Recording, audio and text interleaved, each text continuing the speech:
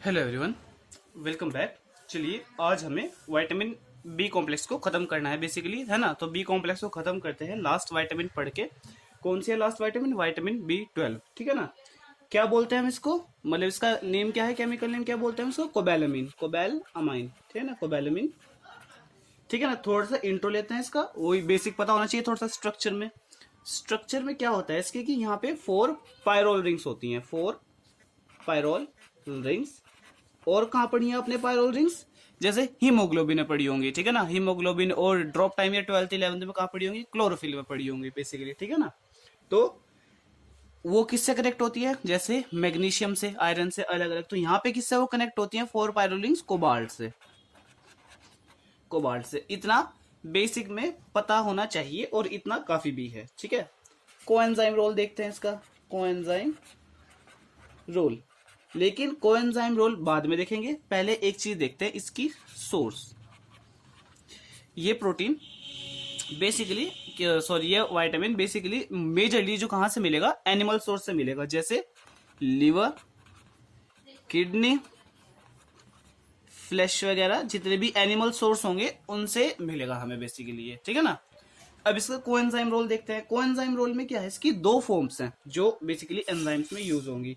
First है methyl कोबैलामिन, methyl कोबैलामाइन। Basically जब book वगैरह के अंदर पढ़ोगे आप तो उसमें बहुत सारी मिलेंगी। उसमें क्या होता है कि जैसे पायरोल रिंग्स है, पायरोल रिंग ऐसी कुछ होती है ना, जैसे पायरोल रिंग है तो ये 4 कनेक्ट होंगी।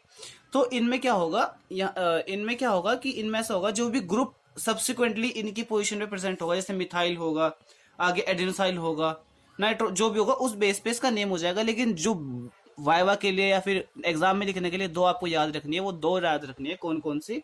मिथाइल कोबैलामिन और एडिनोसाइल कोबैलामिन।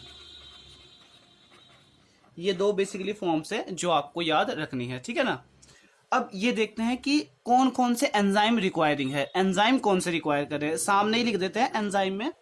जैसे जो मिथाइल कोबैलामिन है, इसका फंक्शन क्या होता है? जब हम अमीनो एसिड का मेटाबॉलिज्म स्टार्ट करेंगे तो सल्फर कंटेनिंग अमीनो एसिड जब बनती है तो वहां पे एक एंजाइम यूज होता है, होमोसिस्टीन मिथाइल ट्रांसफेरेज। तो होमोसिस्टीन मिथाइल ट्रांसफेरेज में जो एंजाइम यूज होगा वो मिथाइल कोएंजाइम यूज होगा, वो होगा मिथाइल कोबैलामिन। और कहां पे यूज होंगे? एडिनोसाइल वाला कहां यूज होगा? मिथाइल मेलोनिल कोए म्यूटेस। ये बेकार रिएक्शन है, याद नहीं रखनी है बेसिकली। लेकिन इसमें क्या होता है कि इसमें मेलोनाइन कोए को सक्सिनाइल कोए में कन्वर्ट करना होता है, ठीक है ना। और एक है ल्यूसिन अमीनो म्यूटेस। अब ठीक है ना, ये अब पहले ही इतने सारे एंजाइम हो गए हैं, अब और आगे भी आते जा रहे हैं। तो याद कैसे करें? ट्रिक है होम मिनिस्टर एंड एमएलए, ठीक है ना। होम मिनिस्टर एंड एमएलए, इससे याद हो जाएगा। Home H, minister M, and M L A. H4 homocysteine methyl transferase, M4 methyl cobalamin. ये 2 हो गए, ठीक है ना, ये 2 हो गए। M4 मिथाइल मिथाइल मेलोनिल कोए म्यूटेस, L4 ल्यूसिन अमीनो म्यूटेस और A4 एडिनोसाइल कोबैलामिन, ठीक है ना। ट्रिक से याद हो जाएगा, इतना भारी नहीं है। अब एक चीज शुरू करते हैं, जैसे इसका थोड़ा सा B12 का ही पढ़ना होता है, हल्का सा मेटाबॉलिज्म में देखते हैं विटामिन B12 का,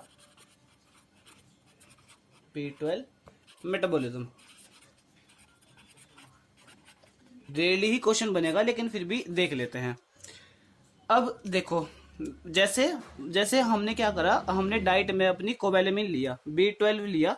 B12 किसके साथ बाउंड होकर आया? प्रोटीन के साथ बाउंड होकर आया, ठीक है ना, प्रोटीन के साथ बाउंड होकर आया। अब इसमें क्या हुआ कि यहाँ पे तो एक तो ये है, ये बकल कैविटी माउथ में है ना, माउथ से कहाँ से लगाया? ये आपका वहां से लगाया, स्टमक में, स्टमक में से लगाया।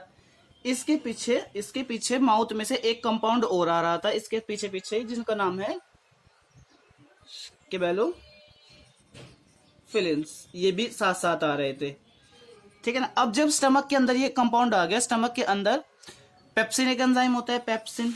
पेप्सिन ने क्या करा, इसको B12 को तो छोड़ दिया, इसको डाइजेस्ट कर लिया। तो स्टमक के अंदर आते ही क्या हुआ, B12 क्या हो गया, फ्री। B12 फ्री हो गया। तो यहाँ पे B12 ने किसके साथ बाइंड कर लिया, कोबैलोफिलिन्स के साथ। B12 प्लस कोबैलोफिलिन्स बाइंड हो गए, कोबैलोफिलिन्स, ये दोनों बाइंड हो गए। ठीक है, अब ये दोनों बाइंड होकर आगे चले गए। ये दोनों बाइंड होकर कहां चले गए, आगे इंटेस्टाइन में, ड्यूोडेनम में चले गए, ड्यूोडेनम में। अब स्टमक में ही पीछे से एक चीज आ रही थी, स्टमक में यहां से क्या आ रहा था, कैसल्स इंट्रिंसिक फैक्टर। ठीक है ना, कैसल्स इंट्रिंसिक फैक्टर, ये पीछे से आ रहा था। ड्यूडेनम में साथ में क्या आ रहे हैं, पेनक्रियाटिक एंजाइम आ रहे हैं। ड्यूडेनम के पीछे से कौन आ रहे हैं, ड्यूडेनम में पेनक्रियाटिक एंजाइम, PA लिखता हूं मैं, PE, पेनक्रियाटिक एंजाइम्स आ रहे हैं ड्यूडेनम में।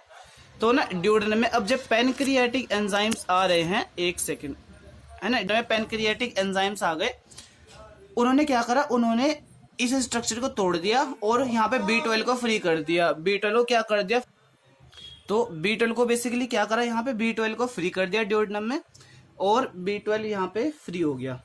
अब B12 ने यहाँ पे आके किसके साथ बाइंड कर लिया, इंट्रिंसिक फैक्टर के, IF, इंट्रिंसिक फैक्टर के साथ ड्यूडेनम में आके ये बाइंड हो गया, और ये आगे गया जियोजेनम में, और फिर इलियम में जाके, इलियम में कुछ रिसेप्टर्स हैं जिन्होंने इंट्रिंसिक फैक्टर को पहचान लिया, वहां पे ये क्या हो गया, एब्जॉर्ब। पूरी बकवास में से सिर्फ एक बात याद रखनी है कि एब्जॉर्प्शन कहां से होगा, इलियम से होगा। ठीक है, इलियम से एब्जॉर्प्शन होगा, और साथ में क्या याद रखना है, एक कोबैलोफिलिन्स का नेम याद रखना है, और इंट्रिंसिक फैक्टर तो बहुत जरूरी है, जो याद रखना ही रखना है। ठीक है, चलिए अब आगे देखते हैं, B12 डेफिशिएंसी। ठीक है, इसकी डेफिशिएंसी देखते हैं। पहली डेफिशिएंसी क्या होगी, फोलेट ट्रैप। अगर B12 ही डेफिशिएंट हो गया तो फोलेट ट्रैप होगा। फोलेट ट्रैप हो गया मतलब B9 डिक्रीज है, B9 एक्टिवली प्रेजेंट नहीं है, तो B9 डिक्रीज होने से क्या होगा, जो B9 के सिम्टम्स थे वो सब आएंगे। यहाँ पे क्या होगा, डिक्रीज DNA नहीं बनेगा, और उसकी वजह से क्या होगा, लार्ज RBCs बन जाएंगे, जिसको हम क्या बोलते हैं, मेगालोब्लास्टिक एनीमिया, मेगालोब्लास्टिक एनीमिया, इनफंक्शनल बन जाएंगे। ठीक है ना, मेगालोब्लास्टिक एनीमिया होगा। दूसरा, जो B12 है बेसिकली वो किस चीज में काम आता है, कि वो ना आपका जब नर्व्स वगैरह जो होती है उनके माइलिनेशन में हेल्पफुल होता है। क्या करने में, उनका माइलिनेशन करने के लिए हेल्पफुल होता है। कौन हेल्पफुल होता है, विटामिन B12 माइलिनेशन में। अब अगर B12 की डेफिशिएंसी होगी तो क्या होगा, नर्व फाइबर का डीमाइलिनेशन हो जाएगा, nerve fibre demyelination, nerve fibre का डीमाइलिनेशन हो जाएगा। ठीक है, एक तो पॉइंट ये हुआ। अब रीजंस क्या है डेफिशिएंसी के, रीजंस क्या है, रीजंस में बच्चों वाली कोई बात, एक सेकेंड, तो डेफिशिएंसी क्यों हो रही है, बच्चों वाली बात कोई याद रख नहीं रही है कि डाइट में नहीं मिला, प्रेगनेंसी के टाइम पे हो गया, ये वो फालतू बात ना याद करके सिर्फ एक मेन बात याद रखनी है, वो क्या है, पर्नीशियस एनीमिया। कॉजेस में एक चीज याद रखनी है, कॉज में पर्नीशियस एनीमिया, सिर्फ ये याद रखना है। अब इसमें क्या होता है बेसिकली, इसमें जो बताई थी ना, स्टमक के जो पैराइटल सेल्स हैं कहाँ प्रेजेंट होते हैं, बेसिकली बॉडी में और फंडस में। वहां से एक जो फैक्टर निकलता है, क्या बोलते हैं उसको, कैसल्स इंट्रिंसिक फैक्टर। जब बॉडी इसको रिकॉग्नाइज करने से ही मना कर दे, बॉडी ने क्या करा, इसके खिलाफ एंटीबॉडीज बना दी, बॉडी ने इसके अगेंस्ट क्या बना दी, एंटीबॉडीज। अब एंटीबॉडीज बना दी तो ये क्या होने लग जाएगा, ये डिस्ट्रॉय होने लग जाएगा। ये डिस्ट्रॉय हो गया तो विटामिन B12 बेसिकली क्या होगा, एब्जॉर्ब ही नहीं होगा। B12 का एब्जॉर्प्शन डिक्रीज हो जाएगा। B12 का एब्जॉर्प्शन पूरा का पूरा डिक्रीज हो गया तो उससे अल्टीमेटली क्या होगा, B12 की डेफिशिएंसी हो जाएगी। तो विटामिन B12 में बस इतना ही था। आई होप आपको समझ आया होगा। ठीक है ना, मिलते हैं आपसे नेक्स्ट वीडियो में, और नेक्स्ट वीडियो में देखते हैं कि अब आगे क्या कवर कराना है। ठीक है ना, थैंक यू सो मच।